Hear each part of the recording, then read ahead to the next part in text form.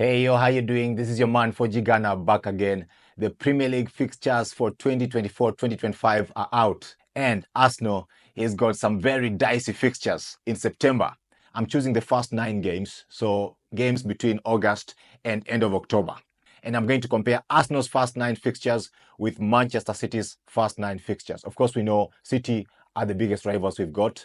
We don't know how Liverpool is going to come up next season. It's still a project under new manager Ancelotti.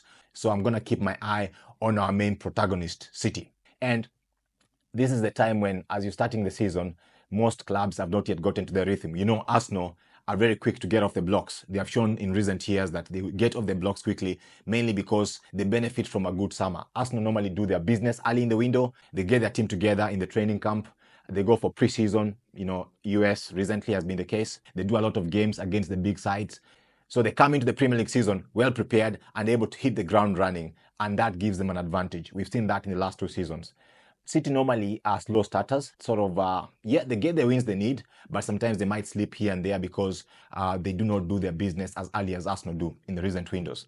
But this time round, I believe there's going to be a bigger factor, which is the Euros. For instance, Arsenal, who are interested in signing Onana, pretty much will have to wait until Belgium is knocked out for them to be able to complete the business of signing him properly. It doesn't mean that the negotiations cannot go on behind the scenes, but virtually they'll have to wait for the player to complete playing for the Euros. Now, how are the fixtures looking for Arsenal? In August, Arsenal open their Premier League season at home against Wolves.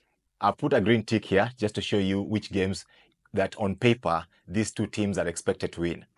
The next day, which is Saturday, City travel to Chelsea for the opening game of the season, defending their Premier League title. I consider Chelsea away on the opening day of the season to be a tough fixture for City because Chelsea will have a new manager, Enzo Maresca. They'll have a few good players coming through the summer transfer window. And of course, the crowd at Stamford Bridge will be raring to go. The place will be rocking. They will not want to start their season on a wrong footing. So this one is one to watch, very interesting one to watch. I will have finished our match the previous day, so it will be one of those that we watch, looking to see them slip up.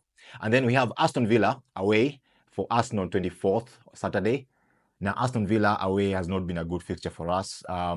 Yes, we won there, but Aston Villa has got this thing on Arsenal. I don't know whether it's because of the Unai Emery effect, because he has coached Arsenal before, but they seem to have a way of, really grinding it against us and getting a result. So this is one that we will have to be at our best. Take the game to them. Hopefully, we can get a win on this one. But I put it as one of those that is not an assured win on paper. Now, Saturday 24th, same day, City are at home to Ipswich Town. So this is virtually a guaranteed 3 points for Manchester City. And then on Saturday 31st, we are at home against Brighton, one of those that we expect to win, being at home. And City are playing away at West Ham. That's quite a tough fixture. I was a bit undecided whether to give this as a straight win on paper or not, but I decided to give this as a win because I expect City to be strong enough to beat West Ham away if they are serious about challenging for the title this time round, which I know they are. Then September on 14th, so there's quite a long break there, but be assured that this time round there will be more games in the Champions League because the Champions League format has changed a bit from last season. Teams will be playing 8 games in the group stages instead of 6 games as previously. Now, all the teams will be put into 4 pots. So depending on their coefficient, the football coefficient, so how good they have been over the years, their performance in the Champions League, how high they finished in their league table. So they will group the teams into 4 groups. And then each team, let's say Arsenal, will have to play 2 teams from each group. So you are not going to get like a lucky favorable group where you have weak teams, you're traveling to Romania, wherever, to play some Bucharest. This time round, you might be playing Real Madrid. The next week, maybe you play against teams like Atletico Madrid. The other week, you're playing maybe against teams like Stuttgart, wherever, if they're in the Champions League. And then maybe finally you're playing against a lower placed team. So it's going to be a very interesting one. And it means there'll be more games in the Champions League, meaning that any space that you see where you see there's a gap in the Premier League, potentially in between there's going to be a Champions League fixture. Some of them might be back to back. So it's going to be a very tight season, more games to be played this season than last season, and which means that clubs will need to be reliant on their players staying injury-free. So injury record for clubs will be a big factor for the title race this season. Now, you can see September there. Arsenal has got a very tough September. It's actually a September from hell. We're playing away at Tottenham on 14th September, and then away at City on 21st of September. Leicester coming off the back of that month at home. So those two games are going to be very critical for Arsenal, playing away at Tottenham and at Manchester City. So looking at City, they have a quite favourable fixture on 14th of September against Brentford at home, which they expected to win anyway. And then they've got that Arsenal fixture, of course, on 21st. Saturday, 28th, they travel to St. James Park. Newcastle away is always a difficult place to go to. They will give them a proper run. I know that. And this is one that is not guaranteed win for City, but of course, it remains to be seen.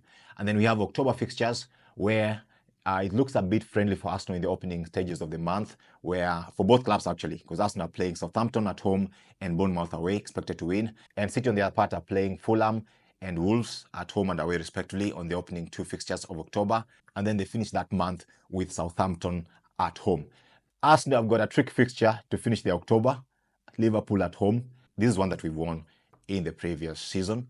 Not one that is an automatic win on paper, but one that I will expect Arsenal to win if we are serious about competing in this league, which we are. So looking at these two comparisons up to the end of October, it looks like in terms of expected to win on paper, City have got an advantage. They're expected to win 6 games out of their 9 opening games, while Arsenal are expected to win 5 out of their 9 games. But of course, this is just on paper.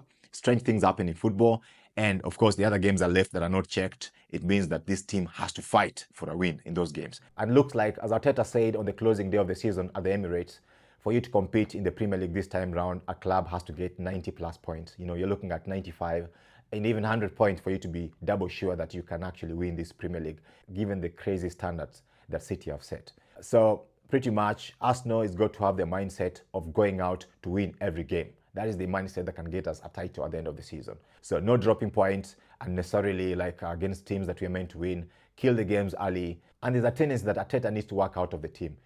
The team tends to start slow, start the matches slow, and then sort of start really getting urgent once we've fallen behind or once we are really threatened and the game is not going well. Let's start the games, fast, score the goals early, and then keep the pressure on. Once we've scored that first goal, let's not sit back like Southgate's England. Let's keep attacking, going for it, going for the win, go for the jugular, score the second, score the third before the first half is over. So that by the 60th minute, we have the 4th goal, then we can start bringing in early subs so that our players are protected. Most injuries occur when players are fatigued, when they're tired. So now we know the Premier League fixtures for 2024, 2025, and of course the Champions League fixtures are also going to come through once they've done the draw. We will be here to bring it to you as soon as it happens so we can piece everything together and sort of have a bigger picture, a full picture of what Arsenal's season is going to look like fixture-wise. Thank you for listening. Please take a moment to subscribe, like, and comment, and catch you later. Bye-bye.